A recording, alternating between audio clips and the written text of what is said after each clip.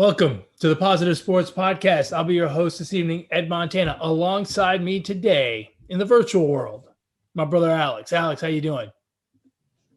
I'm good, man. You are looking, I don't know, 50 years older. You know, I was thinking about that the other day. I've been saying I'm damn near 50 for a long time. The time has come. I think I need to drop the damn near. Yeah. Happy birthday, bro. Thanks, man. Or at least I only have to drop the near. I can still say I'm damn 50. I'm the new 50. You know, there is no new 50. There's not an old 50 to be a new 50. There's just 150. No. I'm the new 50. There was a 50, that 50-cent guy. I'm more like a $50 guy. You're 50 Montana. That's right. That sounds good too. You know, it kind of works. $50, 50 Montana, $50 Montana.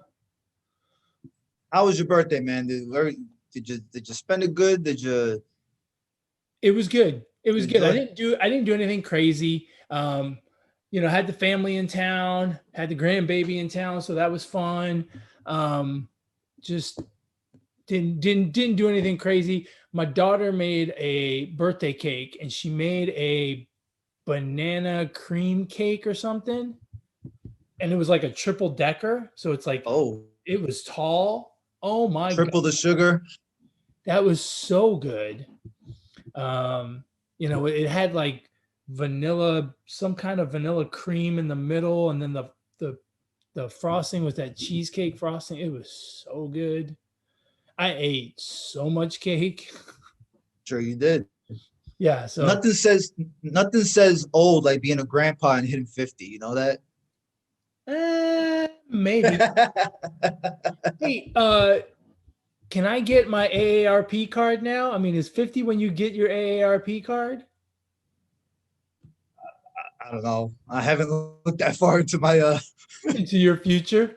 To my future. Look, I'm just happy I made it to half a century. All I got to do is make it another half century. Now you start hitting your midlife crisis. Now you're gonna get the convertible. You're gonna let your hair grow so the wind could, you're gonna dye your hair. I don't think so.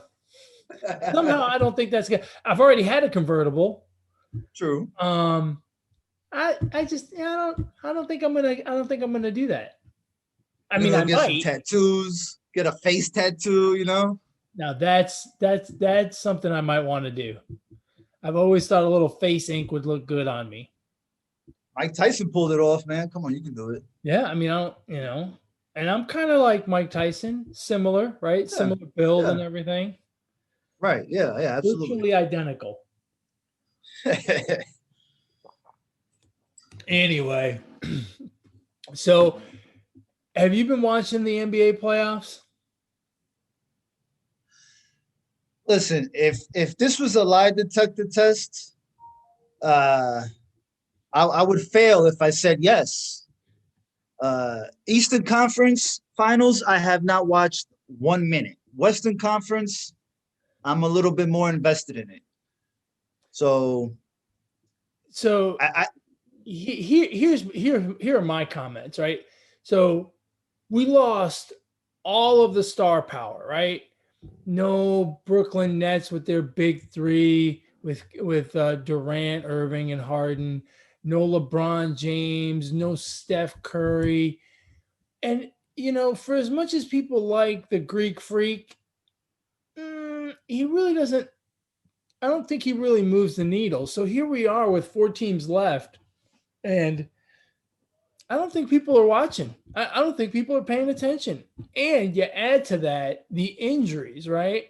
So now you've got in the West, you've got Kawhi Leonard, who, well, he's not the most charismatic guy in the world, is an awesome basketball player. He's been out for a while. Trae Young was out. Giannis got hurt. I mean, it's really become a war of attrition at this point. It's not who the best team is, it's who's able to put 5 guys on the court.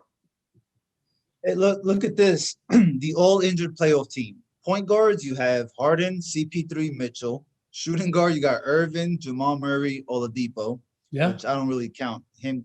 Oh wait, yeah, he played with the Heat. Well, no, Oladipo got traded to where? I thought he was with the.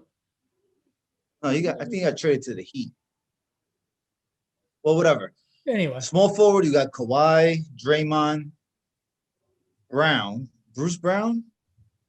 What Jalen Brown is that? wasn't Jalen Brown hurt? Jalen Brown. Jalen Brown. Yeah, Jalen Brown. Jalen Brown.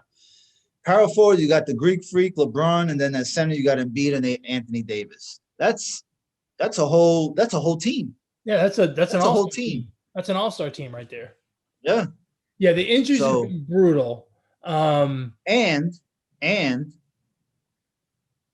there might be one more. Giannis is doubtful for Game 5. Yeah, I thought you mentioned Giannis. No, I know, but I mean, like, he wasn't like officially out, but I think now he's officially out for Game 5 and maybe the series. Yeah, it's crazy. So let's go. Let's start in the East then. It really has been. Every game has kind of been lopsided one way or the other. There haven't been very many close or exciting games. You thought Atlanta would be in trouble without Trae Young, and then Giannis goes down early, and the Hawks kind of run away with it. The Bucks ran away with the previous game. It's been kind of a boring series. It's tied 2-2, and the Bucks have home court advantage. But with all the injuries, it's kind of hard to tell. You got any feel on who you think is going to win out the rest of the way? Last week I predicted Hawks in 7, and I kind of feel a little more comfortable saying Hawks in 7. Especially with Giannis out. Yeah, absolutely. And now this is kind of like a similar situation with the Clippers, right? Yeah. Giannis goes down. I think this is the time for Middleton, although Middleton has been playing very well.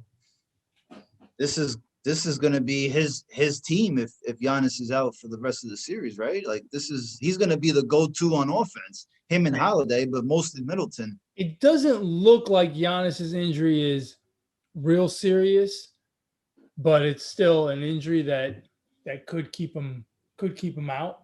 They said at least for the series. They said there's no structural damage to his knee, so that's kind of a good thing. But you got to wonder how he's going to come back. And the same thing with Trae Young, right? I mean, he's a guy who, depends on shooting and cutting to the basket and stuff. It's going to be rough with a bad ankle. So I don't know. I think at the end of the day, I think the series is going to really come down to Chris Middleton. If he can really step up and be that leader like he did in Game 3, he could carry this team, especially against a depleted Atlanta team. So it's getting very interesting, and it's not super exciting because we don't have the names that we all really enjoy, but it is for a shot to go to the NBA Finals, right? That's a big deal. I think it's real interesting because if I'm the Hawks, and I know I have the team that I have, like we've gotten this far. Their team is not horrible. They're not the number 16 seed of an NCAA tournament, right? I mean, so if now we know that Giannis is not going to be 100% if he plays, and he may not play at all for the rest of the series, man, I mean, we kind of have to go in there with the mentality of like, we can win this now. Like, we're right there. I'm pretty sure that they had the confidence that they were going to win the series, right? But now they've got to have even more confidence, right? Yeah. I don't know. It should be interesting. Out west, you've got the Suns. The Suns are up 3-2 in this series, and it almost doesn't feel like they're up 3-2. I don't know why. Maybe it's just me, but they're up 3-2. Kawhi Leonard has not played in the series, but Paul George is doing a good job carrying the team. Who's the other guy? Reggie Jackson. Yeah, Reggie Jackson's playing great. They got a bunch of guys that are really stepping up, and I think they've gotten to the point where they're like, "All right, there's no Kawhi. We got to make this work. So we're gonna make it work." And the Suns, Booker is wearing the mask, so Yeah. he's struggling a little bit. Chris Paul's coming back from the COVID protocol. I don't know if he actually had COVID or not, but he hasn't looked quite right yet. And they're going to play game 6 in LA. And I think all the pressure is on the Suns. If they don't close it out here, if they have to come back to Phoenix to play a game 7, especially after they just lost to the Clippers in game 5, I'm worried that they may not be able to handle the pressure of a game 7. That's still a young team. Yeah, I mean, this is even more of an interesting series, because like with the Hawks and the Bucks, you don't really have a lot of veterans on that team. It's more kind of like they're younger as Right. far as experience, but there's so much ride in here with the Clippers and the Suns because I mean, this is Chris Paul's chance to get to his first finals. If he doesn't if they choke away this lead, like what does it do for his career? I mean, I think he's still a Hall of Famer, but he's in the conversation with Malone, Barkley, Ewing, right? One of the greats to not win a championship. Well, and not even Then get you to the have finals. Not even get to not the even get to the finals. finals, Not even been to the right? finals. And then you have Kawhi Leonard, who's got a chance to go to a third NBA Finals with a third different team. And remember, there's no LeBron, there's no Durant, there's no Curry in these playoffs. I mean, this is really Kawhi's chance if he comes back, which I think he does. This is Kawhi's chance to like cement his legacy, kind of like he Yeah. needs to be talked about a little more, I think. Yeah. And then you got Paul George, who kind of is he took so much flack last year and he's playing really well right now. He's kind of shown that he can carry a team. He's been really up and down though, right? So Yeah. like he had Yeah. a really good game last game. I don't know what to expect in game 6. The Clippers have played like that all season long. So I don't know, man. I mean, look, I think Clippers win tonight. I think Kawhi comes back. I think they win game 7 and they go to the finals. I mean, I there's no doubt in my mind that Kawhi is going to want to come back for game 7. I'll tell you what, I am rooting for the Clippers if for no other reason that I want to see a game 7. Quite frankly, I'd like to see Milwaukee and Atlanta go to a game 7 as well, because that's the only thing that's going to pique my interest. It is so wide open for so many guys, right? Giannis can finally break through and get to an NBA Finals after struggling in the playoffs the last few years. You got Kawhi Leonard, 3 finals with 3 different teams. Chris Paul finally making it to the finals. They don't have any of those big obstacles in the way, right? They don't have the juggernaut of Seth Curry, Draymond Green, and Klay Thompson, the Warriors. They don't have a LeBron team. They don't have it's wide open for everybody to really make their mark, if at least for 1 year. And that's what's making it interesting. What's been a lot of fun has been watching Devin Booker. I mean, Devin Booker has been something else. In spite of the face mask and the injury, he's been everything. He's shown a lot of maturity here in the playoffs, really cementing himself as a true star in this game, just like Trae Young. I mean, Trae Young's doing it a little more solo, so he's more noticeable, but Devin Booker has been nothing short of amazing. Oh yeah. Yeah. Yeah, man. I mean, this is the third time that the Clippers come back down 0-2. Third time this postseason. I mean, that's Wow. that's crazy. They reeled off 4 straight against the Mavericks. Then they won 3 straight against the Jazz. I mean, Yeah. boy, that says a lot about this team and the coaching and just. I mean, Tyronn Lue has a crazy record in game 7s, I think. Is it? Elimination. Well, the one I heard Or was elimination? elimination games. Yeah, you're right. Elimination game. I Yeah. think they said he's 10-2 10 in and 2. games where Yeah. his team can get eliminated. Right. Yeah. Imagine if he wins 2 more and he makes it to the NBA Finals like that. Yeah, that's crazy. Quite frankly, if he makes it to the NBA Finals after this comeback, he should just forfeit the first 3 games of the NBA Finals and then, win the last 4. Because the odds would be for him. Like exactly. The odds would get better actually if he was down 0-3. Yeah, it's crazy.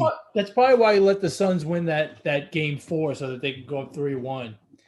Right. We're not playing great basketball. Let's go ahead and let the Suns win this one. And we'll start to really ramp it up after this. Yeah. Off 3 straight. It'll be something else. So who do you have winning?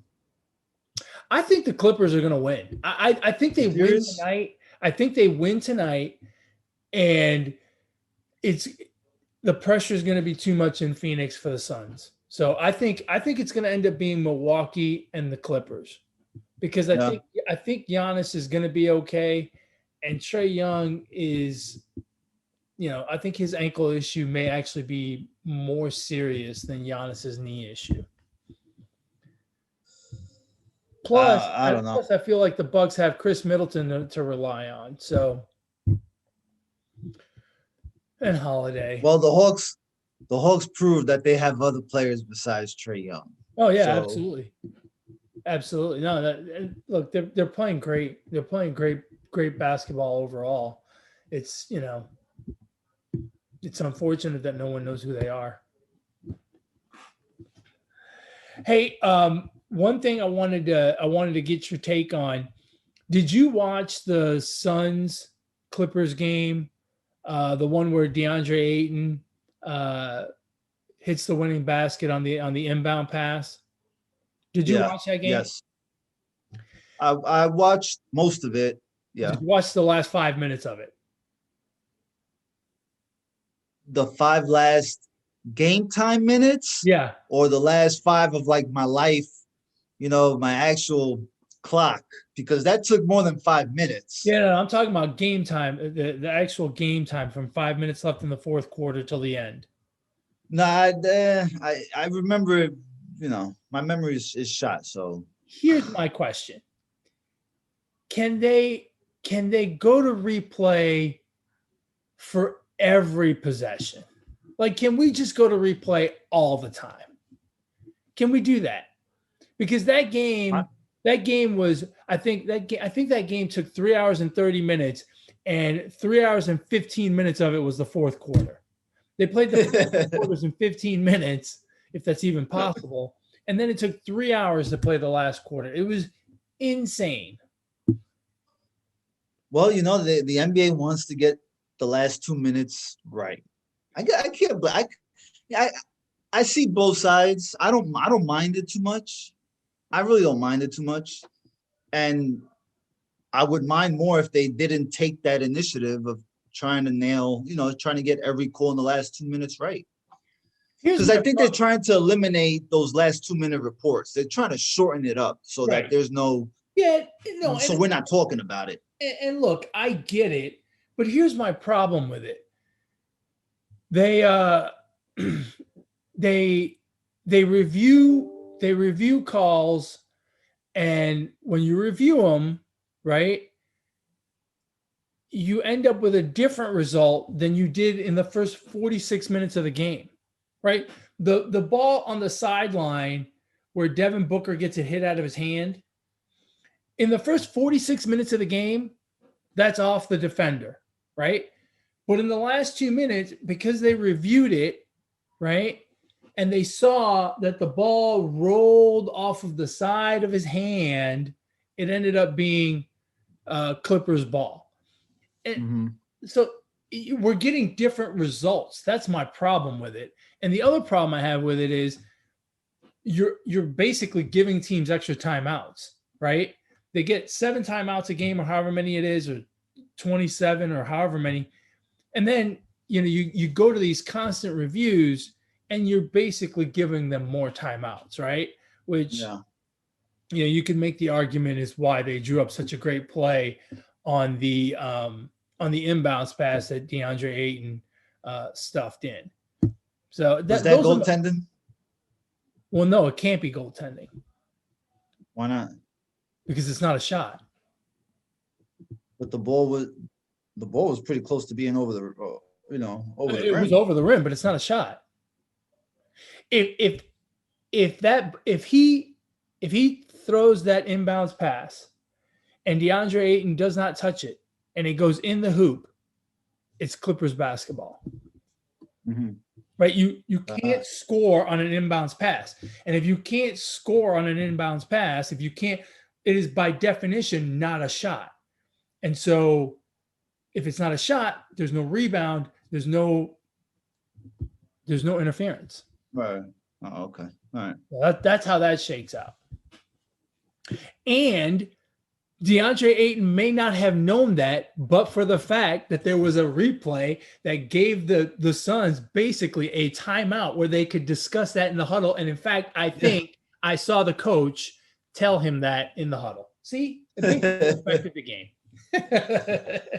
Man, they had some crazy, awesome camera angles on that play. Like, from like on the court, like the Phantom camera or something like that. I mean, it was fucking awesome. I'll tell you what, the noise of the crowd and all that. The one thing that this whole replay thing has done is you get some incredible camera work now, right? Like, yeah. And they put the distance on there on certain things and they, rotate it 360 and whatnot. The camera work is insane. Some of the things you see them do. It's really cool. However, it takes too goddamn long and we can't have 15 reviews in the last 35 seconds of the game. So, yeah, Twitter was going crazy at the end of that game, but I'm sure. I don't know. I mean, it doesn't bother me that much. It's whatever. It was fun. It was fun to watch, but I think it was only really fun to watch if you did not have a rooting interest. Mm-hmm. Right? I mean, if you had a rooting interest, it had to drive you bananas, right?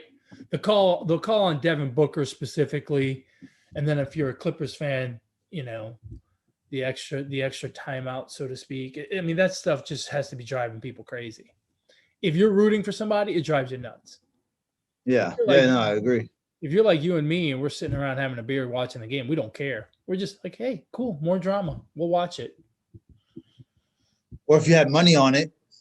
Oh, God. Can you imagine? Can you imagine if you had the money line on that game? I don't know what the line was, but because I think, if I'm not mistaken, the Suns were favored by quite a bit, weren't they? Or maybe the Clippers. I'm sure they were. Well, no, because that was the game in LA, right? So that the Clippers would have been. Oh, no. That game was in Phoenix. Because the fans were going crazy. Yeah, so then they were probably favored big. So, yeah, the money line would have made a difference. Yeah. I mean, that's what happens when you gamble, right? Yeah. Well, speaking of the impact of the referees, what do you think about the first 10 days of the MLB no sticky stuff policy? It works. They have the best. In 10 days, they call one player. I mean, the fuck? Yeah, they went from 90% of the pitchers doing it to 90% not doing it, 99%, right? Now, I'm no conspiracy theorist, but I'm going to be one for this situation here on this Seattle Mariner pitcher. The one that got caught? That got busted. Yeah? Yeah, what's his name? Hector. Exactly. Nobody knows the guy, right? So let's take the 758th Major League Baseball player, okay, and let's pin this sticky, tacky, tucky, whatever stuff on him. I don't know, man. I mean, how dumb do you have to be, right? Like, how dumb do you have to be? He's appealing. He's appealing. He's appealing, and he's saying the only thing that was on his glove was rosin and water. Yeah, that's the same thing I've read. So okay, all right. So let's keep going with your with that right there. He appeals. He wins the appeal. What the hell happens to those umpires? Nothing. That's bullshit. Why? It is their job. They are detectives now. How can you fail at detective work? Hey, I'm gonna go out on a limb and say none of those umpires had a chemistry degree. It's not their fault. They're doing the best they can. All they have, look, it's not like they have a microscope out there to tell them, that they can put it under the microscope and see what it is. They're going by simple visual observation. Well, time to change the game, Manfred. We need microscopes. We need telescopes. No, you know what we need? You know what we need in those instances? Replay. To replay. Replay. Yeah. Go back to replay and follow, because there's a camera somewhere where you could, there's multiple cameras, multiple angles, right?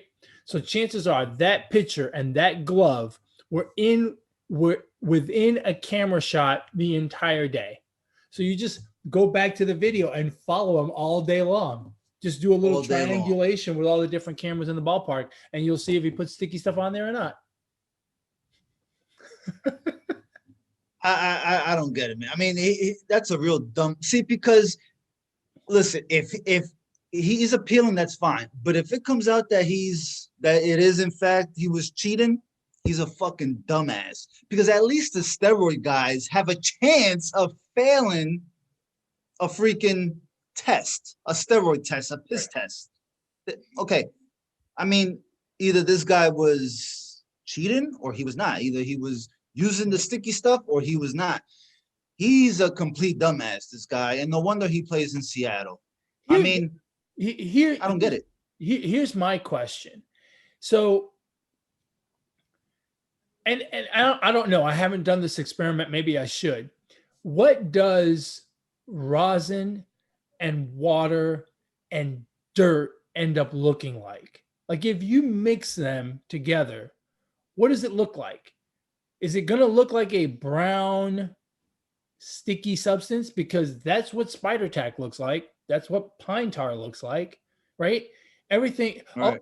those sticky items that I know of, they look wet and they look brown. Well, if you take rosin, which is white, mix it with some dirt, which is brown, and add some water to give it that wet look, isn't it going to look the same? Like, I don't understand how these umpires are supposed to tell. Like, do they need a microscope? Can they invent like one of those field tests that cops use for cocaine, where they stick it in the little baggie and shake it, the liquid turns blue, you're going to jail. Do they have that for sticky stuff? Either that or just, fucking call out the chemist, from the dugout and have him, Yeah. And here's my question. So they confiscated the glove, right?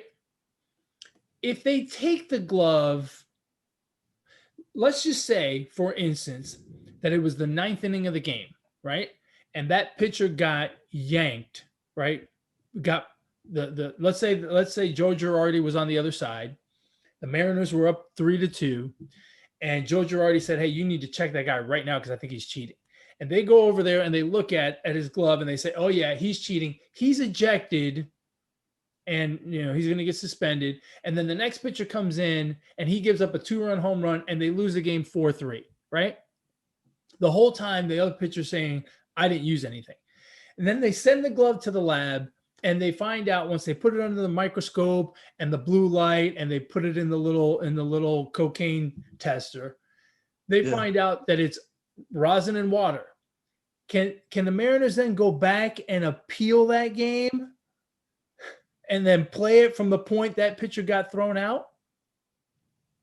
Listen, bro, you can't keep coming up with these scenarios, because baseball is like 20 steps behind that.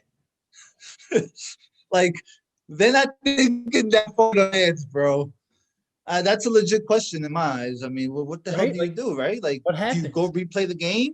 I mean, and here's my other question. It's a sticky situation, bro. Here's my other question. Here's my other question. If the umpires are going to check the pitchers every inning and they're going to check the relievers when they get pulled out of the game, do we now take that appeal process out of the manager's hands? Like the whole thing with Joe Girardi and Max Scherzer, right, became a spectacle because Joe Girardi said, I've never seen him run his hand through his hair like that, which is a good point. I get it.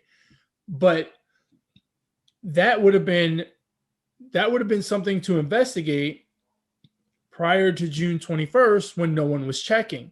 Now, right. when the umpires are checking every inning, I don't give a fuck what your concern is. The umpires are going to check at the end of the inning. So maybe now we say, okay, managers, you got to shut up because we're going to check anyway. Yeah. Have the umpires received any training on how to detect sticky stuff? I'm going to go out on the limb and say no, since this was implemented in the middle of the season. Oh. No. But see, that's where you're wrong, Alex, because everyone knows that just like June 21st is the beginning of summer, June 21st is also the day that everyone becomes aware of what exactly is illegal sticky stuff. So is June 21st going to not only be the first day of summer, but is it going to be considered Sticky Stuff Day? Sticky Stuff Day. Like, Sticky Note Day. Yeah. I think this is ridiculous. I mean, I think it's cheating because obviously there's an advantage for pitchers. Oh, yeah. Right? I mean, it's an advantage. It's against the rules, period. Whether they get right, advantage but or not. I'm kind of at a point where I just wish I didn't know. You know what I mean? Like, just keep it from us. Because, I mean, baseball's not doing, I don't know how I want to say it. Maybe not the right thing, but they're not doing anything to improve the game or to improve the experience. I don't know, man. I don't know. I'm really torn on this shit. Here's my next question. This is what boy. I do in my free time. I just think of stupid shit. So Phil Niekro is in the hall. Is Phil Niekro in the Hall of Fame? I believe so. Okay. I'm gonna check before because I'll take that answer back if he's not. Phil Niekro. Yeah, I'm curious now. So Phil Niekro. It doesn't say. Hold on. He's in the Braves Hall of Fame. And he is in the Baseball Hall of Fame. Okay. I told you. So Phil Niekro is in the Hall of Fame. He is, by definition now, right, one of the greatest players one of the greatest pitchers ever. Right. How much better would Phil Niekro have been if instead of using slippery stuff on the ball, like Vaseline and spit, right? Mm-hmm. So that players, so it would be more difficult for batters to get good contact, right? Solid contact. What if he was using the sticky stuff? He'd be the greatest pitcher ever. He's got an argument now to say, I am the greatest pitcher of all time. I was right, cheating, because I was cheating, but I was cheating in the wrong direction. You're right. Let me go back and give me some sticky stuff and let's see how it goes. I'll tell you what. This is another thing I've been thinking about. Oh, Lord. So Garrett Cole has been a good pitcher for a long time, right? I mean, Don't get me started on Garrett Cole. Hold on. He was a good pitcher in college. He was a good pitcher with the Pirates. But he didn't really become a top-notch Cy Young Award candidate until he went where? The Astros. The Astros. Who already had a culture of cheating. So, is it possible Yes. that this sticky stuff originated in Houston? It came in trash cans, bro. That's right. You know how oil comes in barrels? They were getting this shit shipped. Yeah, they bought it by the trash can Right. instead of by the case. And listen, I tell you what, when he first came down to Houston that first year, his numbers went up considerably, and yeah, I should say improved considerably. And one of the things I read an article where one of the things was that the Astros had somehow found a way to increase the spin rate on his fastball, thus creating more movement. And I read that and I thought, oh, great. And then I thought, I didn't think anything of it. But now I right. think, things that make you go, Well, even if you didn't think that, if you saw his post game interview last week, 2 weeks ago, about this stuff, did you see that interview? Or Yeah, the quick 2 minute. the first He one. sounded pathetic, bro. Like he sounded like a whiny little biatch. Yeah.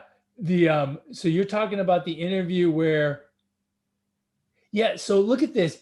So his whip with the Pirates, 1.1.2, 1.2, 1.1, 1.4, 1.3. His whip with the Astros the very next year, 1. The next year, 0.9. The next year, 1. Damn. I'm just saying.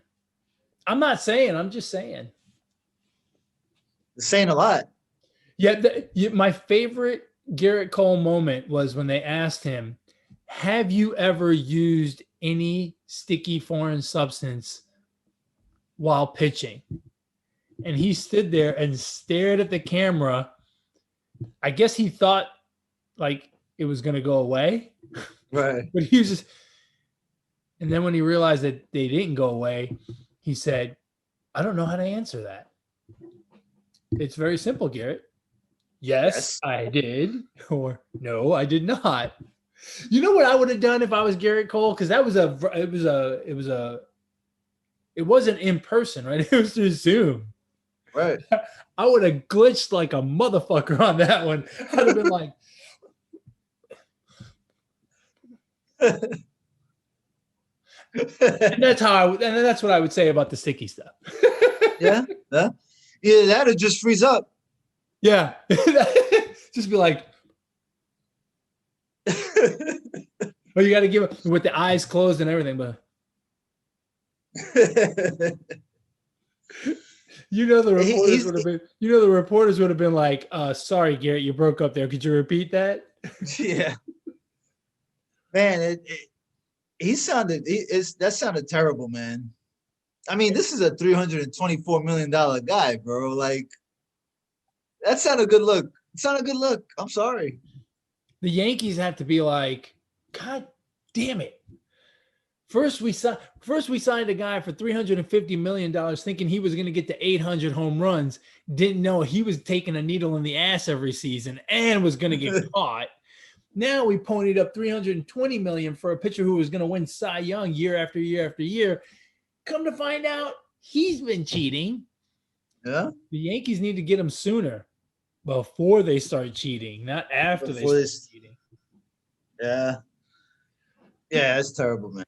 It's been funny. Have you seen any notable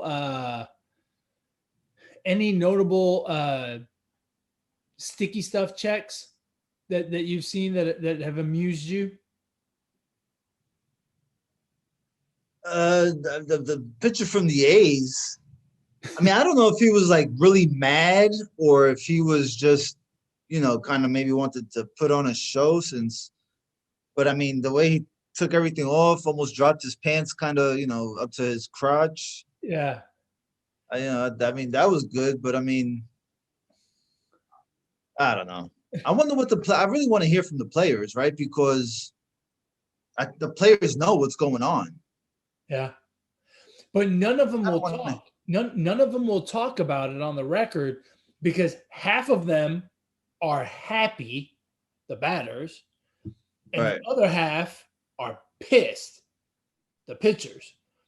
If Yeah. either side comes out, they lose the respect of the other side, right? And because it's so evenly distributed, right? It's not like the trash can thing with the Astros, right? Where most teams were not doing something like that, right? There were a couple teams doing it maybe, but or sign stealing or whatever, but not all the teams were doing it the way the Astros were doing it. So then, yeah, you had other teams, come out and talk about it and whatnot. But this one, you got half of everyone who's cheating. That's nuts, man. Baseball's like one big circus, bro. I think it's hilarious. Look, I mean, we can sit here and go back and forth on this thing, but the fact of the matter is, cheating in baseball is as old as the game itself, right? I mean, the batters have been doing it with steroids, with corked bats, blah, blah, blah. Pitchers have been doing it with, scuffing baseballs and, spitballs and now sticky stuff. This, sign stealing is a universal thing in the game. You got guys in the dugout who sit there and stare at the third base coach trying to figure out the signs. I mean, look, it's been this way since the beginning of time. And this is just I understand that. Yeah, I understand that, but I think in the manner that it's getting handled is the issue that I have. And I listen, Major League Baseball is there's a lot of players involved, right? A lot of different people, but it's a small fraternity. You know what I mean? They're close. They talk. You can't tell me the commissioner did not know about what was going on. You can't tell me that. Oh no, absolutely. That's So and that's look, they knew about it in the preseason, and that's my problem with it, is it took them 2.5 months of the regular season to say anything, let alone do something. And then they decided to do something. Then they decided to do something in the middle of the season, which is just that's the part I think is dumb and I don't agree with. Yeah. But on the other hand, for all the pitchers that are whining and the guy from the A's that created that show, and even Max Scherzer to an extent, guys, shut the fuck up. You shouldn't have been cheating in the first place. Yeah. And while maybe Sergio Romo never did it, and maybe Max Scherzer never did it, I'm pretty sure you've been on teams and on pitching staffs where half of your guys were doing it, if not more. Because I think the more we talk about this and the more we see how this is shaking out, my guess is that it's probably, I said 75% of pitchers were using something that they shouldn't have been using. Now I'm starting to guess the number's higher. Like 99.9. Yeah. And Hector didn't get the memo. Hector was like, no way are they going to change the rules in the middle of the season. Well, yeah, they did. Yeah, Hector, they changed the rules. There you go. Baseball. You were the first dumbass to get caught. Yeah. I mean, right, for the rest of the season at least, it's got to be an intelligence test at this point, right? Yeah, because I mean, golly, this is not something you can just. I mean, it's in plain view, right? If you're cheating, you're cheating. Yeah. But I don't know. You know what I think they're gonna? The next place that I think the pitchers are gonna go to put sticky stuff is in their pocket. The only problem is, how do they go into their pocket without being seen? But if you notice, no one's turned a pocket inside out. Yeah. They've checked the belt, like even made them take the belt off. And for the umpires, it's got to be a little embarrassing, right? Like, if you're suspicious as an umpire, so here's the thing, right? You walk out there and say, okay, let me see your glove and your hat. And that's what, and you're supposed to check their belt as well. But if you're not suspicious, you're like, I don't need to see your belt. Please don't take off your belt. So then you're going to get the ones that are a little more suspicious. And then the ones that you're more suspicious of, you're going to have to go that extra step of telling them, yeah, let me see your belt. It's like, yeah. It just looks terrible. It's a terrible look. I mean, because if they put it in their pockets, are they going to have the player turn their pocket inside out, or is the umpire going to reach in and? I mean, then you could get really. Then you get some. That'd be like an HR moment right there. Like. Yeah, I wonder at what point does it become an HR issue, right? Yeah. I mean, like, is Sergio Romo, the guy from the A's, is he going to file some sort of complaint of sexual harassment when he dropped his pants? That guy kind of looked at me a little too long. Yeah. I thought it was a dick thing for him to do. And quite frankly, I've been saying this all along. The guys that are most bothered by this whole I'm being checked thing, those are the ones that were definitely cheating. Yeah. So I think Sergio Romo was definitely cheating. That's just the way that's just what I think. Either that or he was mocking the umpires and baseball pretty much. Because he could be the 0.1 that's not cheating. So I don't know. Yeah. I just think if you weren't, it's hard to say. I think if you weren't cheating, you kind of find the humor in it, like Ohtani and DeGrom. Which, by the way, as a Met fan, I am so happy that DeGrom has had good outings since the whole sticky stuff rule got implemented. And I'm super happy that he happened to be not just pitching on June 21st, but the first to pitch on June 21st, and therefore the first to be checked. And didn't get suspended, still had a great outing. And because, like the last – you and I both have been running our gums about how great DeGrom is for a couple of years now. Imagine if he would have turned up sticky on day one. We never would have heard the end of it. Oh, fuck that. I'm defending him until whatever. Look, I'm giving Yankee fans a hard time. Yeah, I would too. I mean, like, congratulations. They haven't had a legit World Series since like 1947. Well, no, I'm not saying that, but it's just, No, I am. Whoever gets busted, that's who you're gonna tease. Yeah. All right, enough about the sticky stuff. We gotta peel away and move on. Look, I've been saying this for a few years now, and I think it's done. Right? Like, I think it's good. It's finally going to happen. And I think we no longer need to have this discussion. But Ohtani is going to be the MVP, and rightfully so. Rightfully so. He leads the league in home runs. He's pitching great. If he makes it through the whole season, if he plays 150 games, he's the MVP. I don't care what anyone else does. I simply do not care. What if? So who's next on the? Is it Vlad Guerrero? Don't care. Right? Is he the favorite? Don't care. But what if the Angels don't make the playoffs? Again, don't care. If my man goes out there and plays 150 games and he's in the top 5 in home runs, his OPS is over 1,000. His pitching, let's see. God, look, you go to his wiki, you go to his baseball reference page, and it's twice as long as everyone else's because he's got hitting stats and pitching stats. I mean, the guy is 3-1. He's got a 2.58 ERA. His WHIP is 1.18. I mean, I'm sorry, I don't care what Vladimir Guerrero does. I just don't care.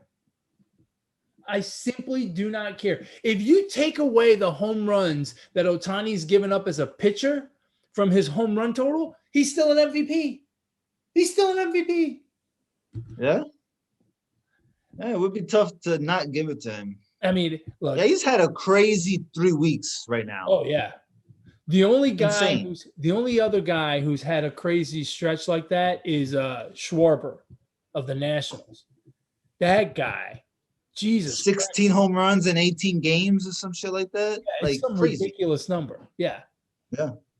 Yeah. Look, again, I just don't see how. Look, baseball's not like other sports. In other sports, your team pretty much has to make the playoffs, or you're not getting the MVP. Baseball's not that way, and Right.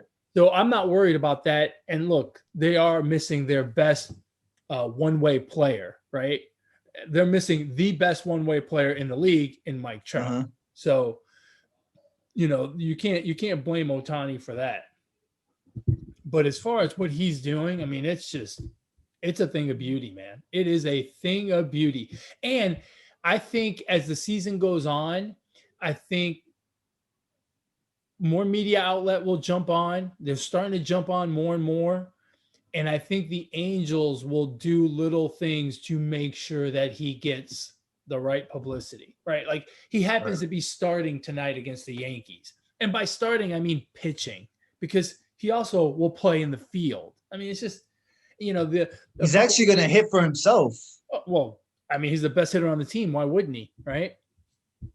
A couple of weeks ago when they took him out of the game as a pitcher and put him in right field, right? Like, I think if he wasn't on the path of headed towards MVP, I think the Angels wouldn't have done that. But I think the Angels will, as the season goes on, do little things like that will get him on ESPN, make him the first player to do this or the first player to do that or whatever. You know what I mean?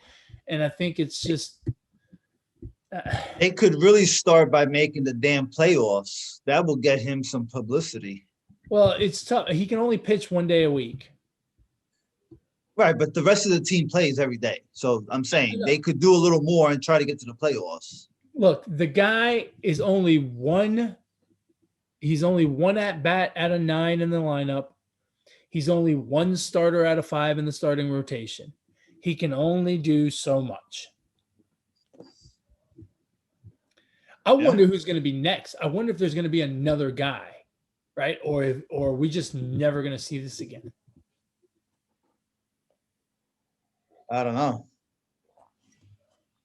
It'll be I don't know. So you think, I think it'll be something we won't see for a while. I agree. So you think Vlad Guerrero is going to be the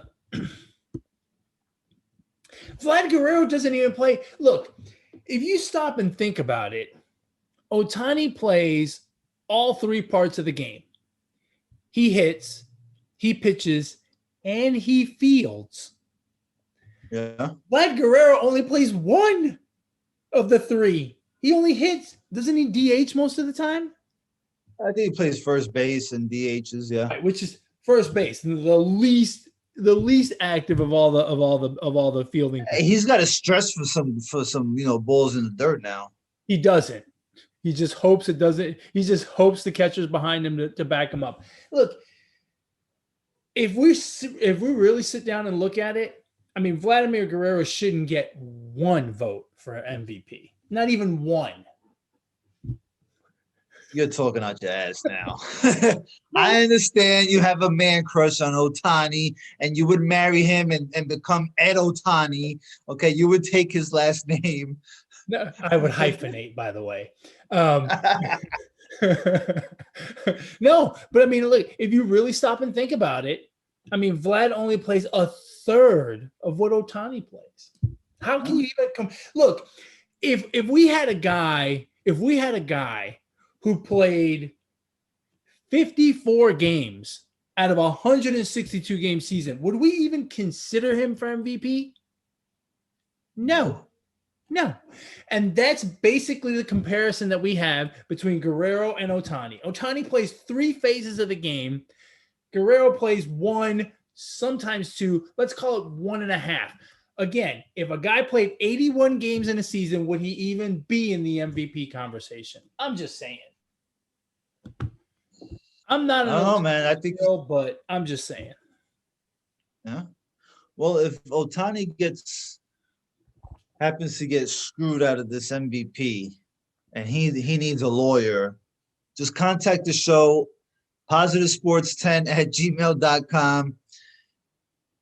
More specifically, contact my brother on Twitter at emontana21 because he will get you that MVP trophy. That's right. I will make the argument. I will make the argument. I think you have a strong case. Absolutely. Absolutely. I would absolutely go in front of Major League Baseball and make the argument, if they give it to Guerrero, to rescind his MVP award and award it to the rightful owner of it, which would be Ohtani, who I still can't say his first name, but I know his last name is Ohtani, and I know he pitches and he plays the field and he hits. He plays all three phases of the game, which Vladimir Guerrero can't even spell the three phases of the game. It is a no-brainer. I don't even understand why this is a clear as day. What are the odds in Vegas? I don't know. I mean, Ohtani's got to be like. You want to look him up real quick? Yeah, go ahead. I'll look him up real quick. Go ahead. I got him right here. Quick. Ohtani has to be minus money to win MVP. Let's see. I mean, does Ohtani is minus play baseball? The dad does not. Junior does. Okay. Hey, you want to hear a really weird stat, bro? Yeah. In 258 career games or something like that, Vlad Jr. has 50 home runs. Mm-hmm.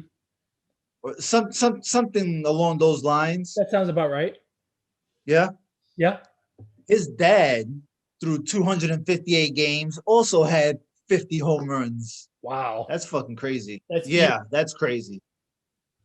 That's eerie. So Ohtani's minus 135, Guerrero Jr.'s plus 120. And that's pretty much it's a two-man race. The next best odd is Xander Bogaerts of the Red Sox, and he's plus 4,000. Look, if you're betting on the AL MVP, the only bet you're making is will Ohtani stay healthy? Because if he stays healthy at minus 135, back up the truck and dump all of your money on that. If you believe he's going to stay healthy, dump all of your money on that. It's a no-brainer. Can I borrow all of your money? No. Oh, because you're gonna pull up, you're gonna back that thing up, aren't you? That's right. Okay. Yeah, I'm gonna go Ice Cube, and I'm gonna back that thing up, and I'm gonna double my money, just about. It's crazy. It's crazy that they even have odds for Vladimir Guerrero. Well, everybody needs some odds.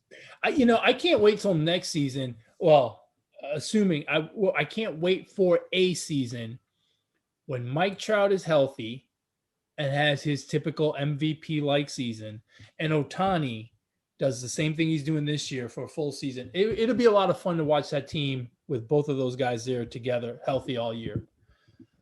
Yeah. I don't know if they'd make the playoffs even like that because their pitching is terrible, but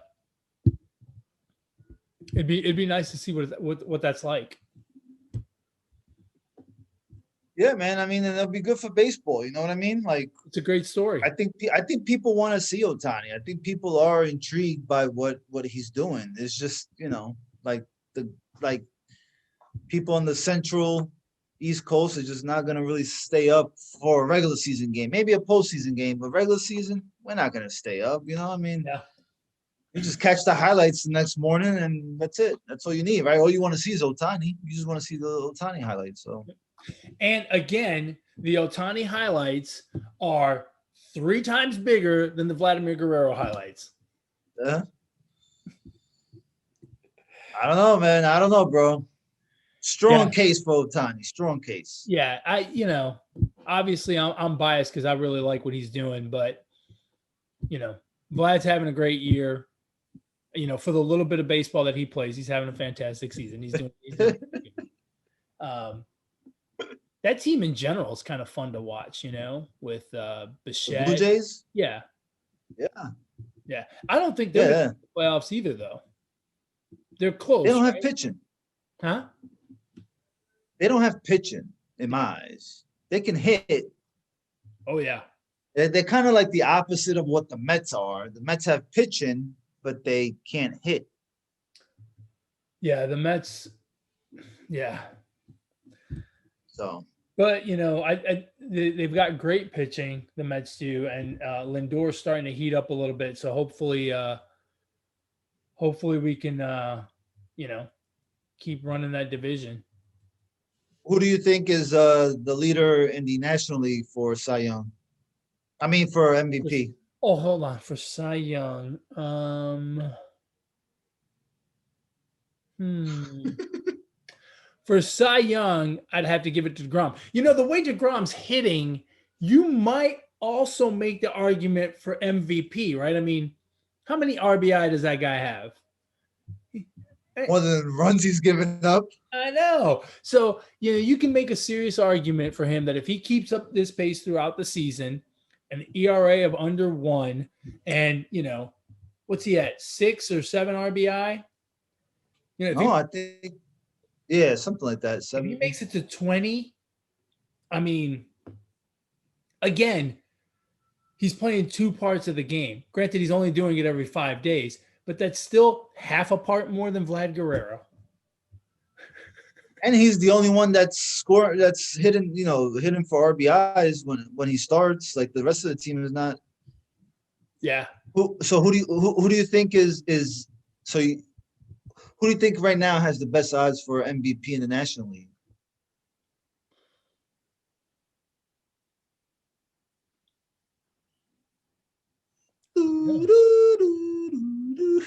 I can't think of any. Tatis? Yeah. DeGrom? You think it's DeGrom?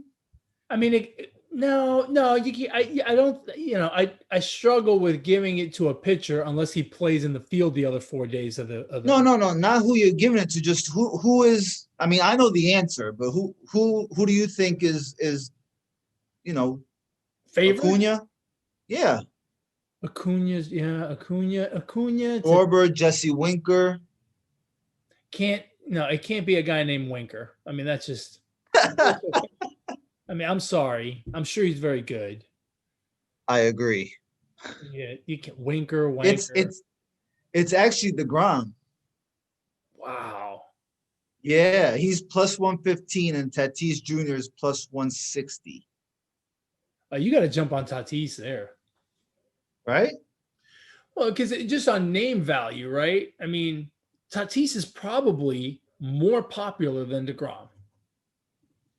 I agree. Oh, yeah. I mean, yeah. To the casual, for sure. Now, the only problem with Tatis is his fielding sucks. He may kick the ball more times than he hits home runs. I mean, what's his fielding? His fielding percentage may be less than his batting average, and that's a problem. He probably has double-digit errors already. Probably. If I'm not mistaken, I heard something a couple of weeks ago. I think he's on pace for 75 errors. I think he had 15 errors in the first 40 games or some ridiculous number like that. So I'm gonna have to look this up. That's a lot, man. I mean, it's insane. But but it's funny with Tatis Jr. that stuff will get overlooked. Not by me. Not by you're not voting. You're not voting. Not by those of us that couldn't hit and were really good fielders. I don't care about that hitting stuff. Let me see what his fielding's like. Let's see. Yeah. He has 17 errors in 59 games. So he's gotten better. Wow. God, his fielding percentage is still .920. That's incredible. That's low. It is, but I thought it would be less than 90%. And he's got 17 errors. Right. 17 errors in 59 games. If he keeps that pace up, he's going to have 47 errors this year. I mean, how many? He definitely ain't winning a gold glove. No, Rollins ain't talking to him at all. Rollins has no idea who he is. They don't care. Nah.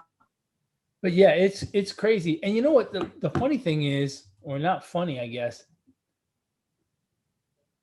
I mean, he's getting worse.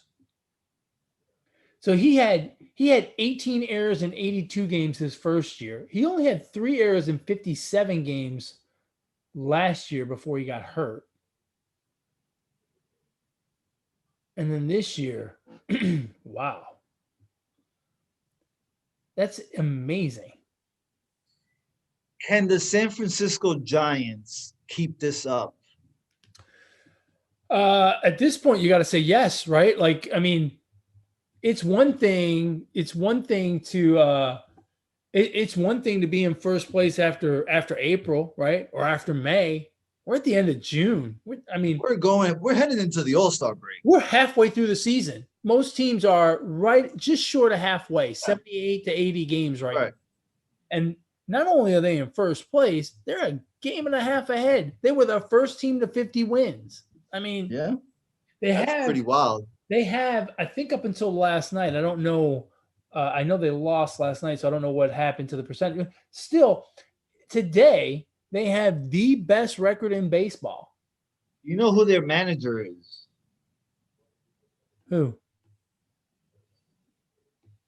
Jay would love this. Gabe Kapler. Oh, that's right. That's right.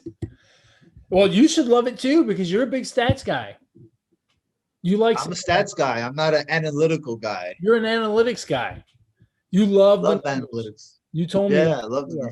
You told me you love the numbers, all the numbers, big numbers, small numbers. Yeah. The second best team in baseball is the Red Sox, and right now they are 1, 2, 3 a game and they are a game and a half behind the Giants for the best record in baseball. I mean, those two have to be the most surprising teams of this season, right? The Giants more than the Red Sox, but I'll tell you, I saw even the Red Sox. I saw a lot of articles that the Red Sox were not even going to be sniffing the playoffs this year. Yeah, and obviously they are very much in it. That division in general is pretty good because I think the Rays are an interesting team. Then you've got the Blue Jays with all their offense. The Yankees, they're 7.5 games out, which seems like a lot, but they're 41-38. It's not like they're terrible. They've had a rough stretch here, but they could make things really interesting. So yeah, we'll see. But it's baseball's fun when you get into the summer. I love it. Hey, and I'll tell you what, the All-Star break, that'd be good exposure for Ohtani because he'll be in the home run derby. There you go. And Vlad is not. Why? Because he's smart. That's why. No. We've seen there is a trend. There is a trend with the home run derby. He can't swing more than 4 times a day. That's why he's a DH. Vlad Guerrero sees the bigger picture. That's what it is. He's not worried about pitching and batting and fielding. Look, if he could see the bigger picture, he'd play more than 1/3 of the game. He's saving himself, bro. This is called managing his load. Yeah, what does he think he is, a basketball player? Speaking of which, can we get any more complaining from NBA players about the schedule? The season is over. We are down to 4 teams. There's 30 teams that are out of the playoffs. And all I keep hearing about is LeBron James complaining about the schedule this year because it was compressed. Oh yeah, because they came back too soon. Yeah, and the season was compressed. I'll give him that. They did come back too soon because it ended. It ended what they're used to, right? But I mean, hey, read my lips. Who cares? It was the same for everybody. Right, but these players they've developed a routine for 10 plus years or whatever. I wouldn't be surprised if this is the cause of some injuries. You know what I'm saying? Look, it may have been, but Why is it? Here's my problem with the whole complaining about it. They're complaining that they came back earlier because last season went longer. They're complaining that the schedule was compressed. So is there no offset due to the fact that they played less games this year? You know what I mean? Like, there's no credit for the fact that there was less games this year. So maybe it's just, maybe the injuries are the same, you know? Right, but I think that's what he means. That the season was compressed so that it fit what they're used to. The season ending in June, although it's not going to end in June, it's going to end in sometime in July. I don't know. I mean, look, listen. I've seen LeBron complain so many times. I don't even care anymore. That's all he does, man. Complains off the court, on the court. Yeah, it's crazy. I think he's got serious FOMO, and that's why he's running his mouth now about this. He's he feels terrible that he's missing out on the playoffs, and he can't stand it that we're watching these 4 teams and he's not one of them, and blah blah blah. And let me tell you something else. I think the days of LeBron playing 60, 70 games are done. Last year, remember, he played, so year before last, he was hurt. Yeah. Last year during the pandemic, it was 2 mini seasons. He made it through. This year he was hurt. I think he's at that point now where he's going to start to decline. And look, no shame in that, right? I mean, he's not. No. He's done it for a long time, but I think we're going to start to see a serious decline. I think the days of him playing 60, 70 games are done. There's a lot of miles on that body, man. Yep, I mean, for sure. No, he's been to so many finals, man. It's 100 games a season right there. Yeah. I mean, yeah, you figure as deep as he's gone into the playoffs every year, his 17-year career or however long it is, it's probably the equivalent of what, 20 years for someone else because of the deep runs in the playoffs. Yeah. So. Yeah, pretty amazing. Yeah, it is incredible when you stop and think about it. All right, man, you got anything else? No, man. I think we covered a little bit of everything. Yeah, we sure did. I think we covered a little bit of everything. Yep. Yeah. we had a little fun doing it. As always, folks, if you want to catch the podcast, you can catch us on YouTube, Podbean, Google Play, Spotify, iTunes, whatever podcast platform you choose. Go ahead and hit that like button, hit that subscribe button, jot down your comments. We'd love to hear them. If you want to reach out to the show, you can email the show, positivesports10@gmail.com, positivesports10@gmail.com. If you want to get a hold of me or Mr. Ohtani, if you need legal representation in your case for MVP, feel free to reach out to me via Twitter at eMontana21. If Vlad Guerrero wants to reach out to you, Alex, so that you can make his MVP case about how he only plays a third of the game, where can he reach you? On Twitter at Brooklyn Gaucho 1. All righty. And that's the end of another wonderful episode of the Positive Sports Podcast. As always, folks, ignore the negativity. Be the positivity. Peace.